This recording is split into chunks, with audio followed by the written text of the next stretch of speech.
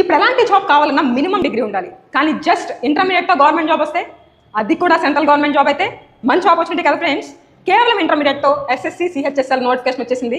ఇందులో ఉన్న పోస్ట్ ఏంటి అంటే postal assistant, sorting assistant, data entry operator, lower division clerk, ఈ టైప్ ఆఫ్ పోస్ట్ ఉన్నాయి. ఒకసారి డీటెయిల్స్ చూద్దాం. వేకెన్సీస్ వచ్చేసరికి మీకు ఆల్ ఓవర్ ఇండియాలో 3131 ఉన్నాయి.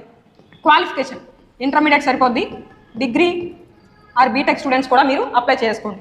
అప్లికేషన్ వచ్చేసరికి మీకు 23 జూన్ నుంచి 18 జూలైలో మీరు అప్లై చేసుకోవాలి. లాస్ట్ దాకా వద్దు, మీరు ఇప్పుడే అప్లై చేసేయండి.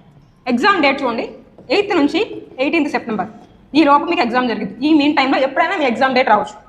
ఏజ్ లిమిట్ 18 ఇయర్స్ నుంచి 27 ఇయర్స్ లోపు వాళ్ళు అప్లై చేసుకోవచ్చు. ఓబీసీ వాళ్ళకి 3 ఇయర్స్ రిలాక్సేషన్ ఉంది, ఎస్సీ ఎస్టీ వాళ్ళకి 5 ఇయర్స్ రిలాక్సేషన్ ఉంది. అప్లికేషన్ ఎలా అప్లై చేయాలి? ssc.gov.in ఈ వెబ్సైట్లోకి వెళ్ళి అప్లై చేసుకోండి.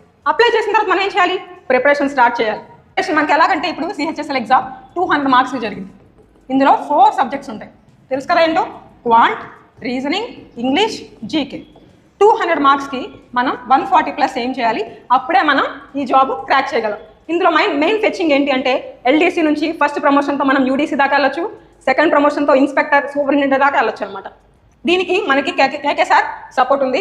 సో సార్ గైడెన్స్లో చాలా మంది జాబ్స్ క్రాక్ చేశారు.